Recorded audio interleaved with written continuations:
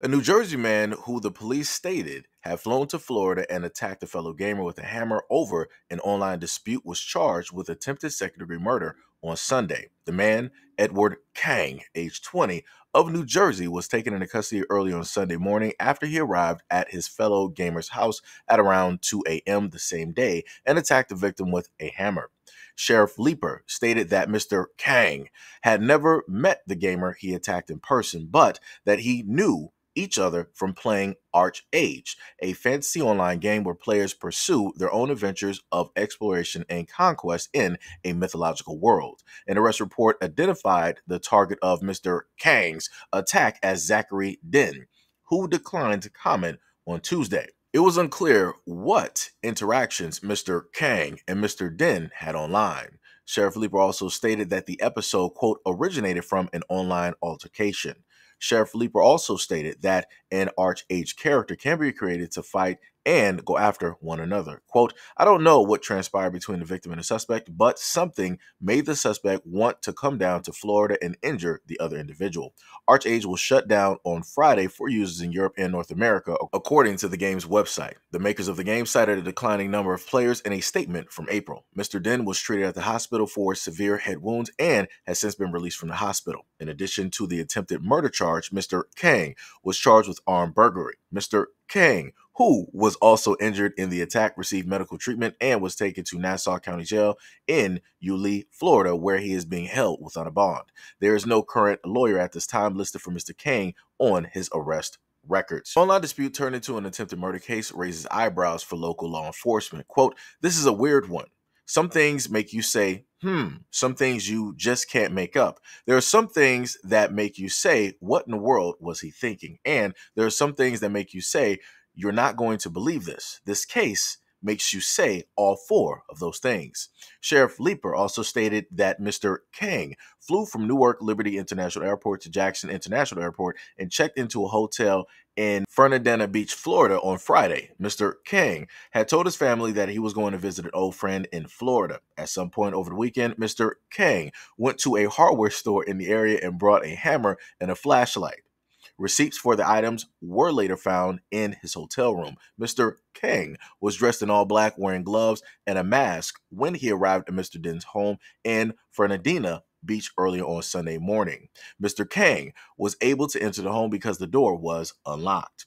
Once inside, Mr. Kang found Mr. Den and began attacking him with the hammer. According to the arrest report, Mr. Den's stepfather was awakened in the middle of the night by his screams for help. Quote, when he went to see what was going on, he found his stepson on the ground struggling with an attacker. Mr. Den and his stepfather were able to subdue Mr. Kang and restrain him until police arrived. After Mr. Kang was taken into custody, he was allowed to call his mother, according to arrest reports. During the phone call, which was recorded and later translated from Korean to English, Mr. Kang admitted to attacking and told his mother that he did not plan to take the life of Mr. Den during that attack. While in custody, Mr. Kang was asked by police deputies why he attacked Mr. Den. Mr. Kang told police that Mr. Den was a bad person online. See, this is my problem right here. I can pull up so many stories right now about Asian Americans and Pacific Islanders being so violent towards one another or other people. And it's like everybody is silent. Everybody is silent. Nobody has nothing to say. The media has nothing to say. These conservatives out here have nothing to say.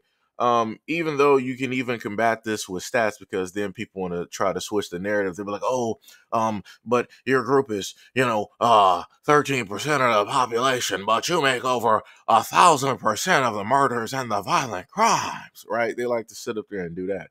And when you look at the whole stats when it deals with the FBI, the black community as a whole, because I know some people like to sit up and say that they're individuals and they're not a part of a group, but as a whole, we have, a few stats up there that, we lean deeper towards. But as I told people before, that deals with proximity, crimes within proximity.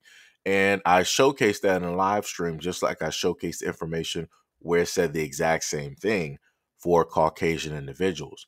Because one of the other narratives that people wanted to try to spin was that, oh, well, Nobody wants to talk about the amount of, reverse racism, the amount of reverse crimes that happens, old solely because, you're white. Nobody wants to talk about that, but everybody wants to always talk about the crimes when if somebody's black and, and the person just so happens, the individual just so happens to color for skin, just so happens to be white, right? They want to sit up there and do all that nonsense. But like I told people before, I'm an equal opportunist. Both groups of people take each other out. Both groups of people commit crimes against each other.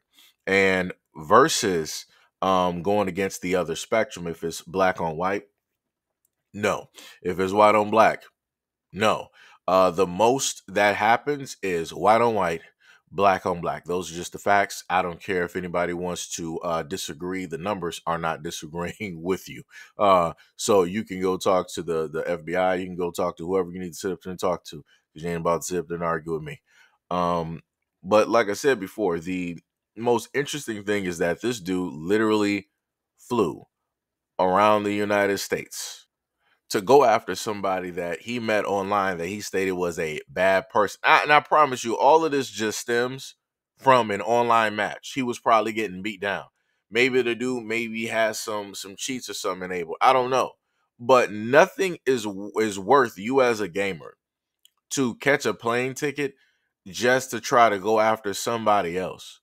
And then on top of that, for the Asian family there, for the Den family, yo, start locking y'all doors. Like that is, I don't know what neighborhood y'all living down there in Florida, and this dude was able to find where y'all lived at. Y'all had the doors unlocked. What are y'all doing? What are y'all doing? This, like, yo, I need people. I understand that, maybe culturally where people live, or where people, come from, um, they can do things differently. I think I heard of Canadians, doing that as well. Like they got places where they leave their doors unlocked. I find that to be like pretty dangerous. I don't know why people think that is a thing, and then people want to get shocked and all, like, oh my god, we had a break in, like somebody actually went into somebody's house. Like, wow, I leave my doors unlocked all the time. I can't believe this. Now I have to start locking my doors. That's why you have locks on your doors, because you're supposed to lock your door. You're supposed to lock your door, because there's going to be a point in time that somebody's going to opt to be like, you know what? I don't want to follow the rules anymore. I don't want to go in somebody's house. And what easier way to go into somebody's house is if their door is unlocked. Like I said before, I need people to start locking their doors, because I can promise you, if that door was locked, he would not have been able to get into the house.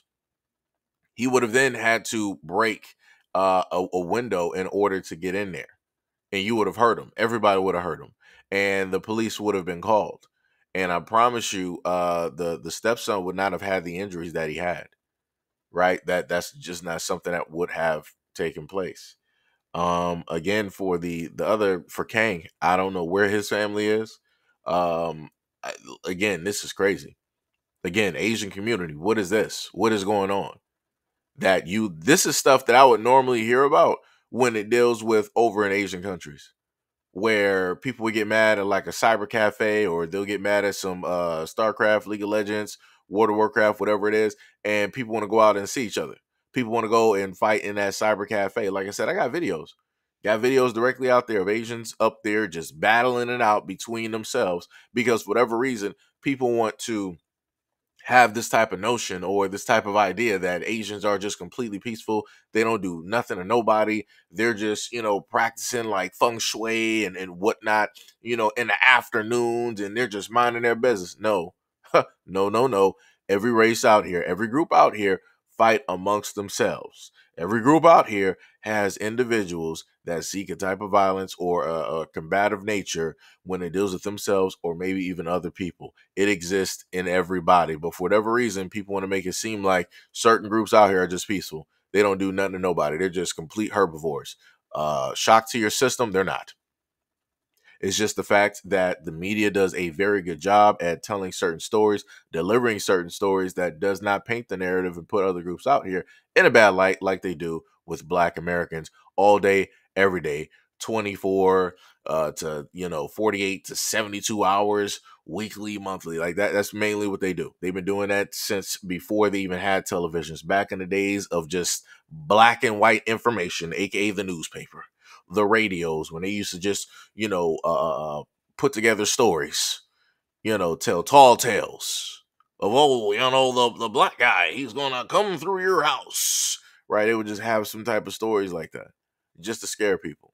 And those are the stories that people literally grew up with without even actually having contact or any, type of conversations or even being near black people. So you have a lot of that stuff that was taught, that was carried on throughout the years.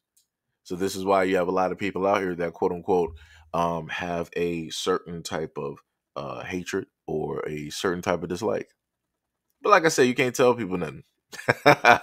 You can't tell people nothing. A lot of people are way too brainwashed and don't even realize it.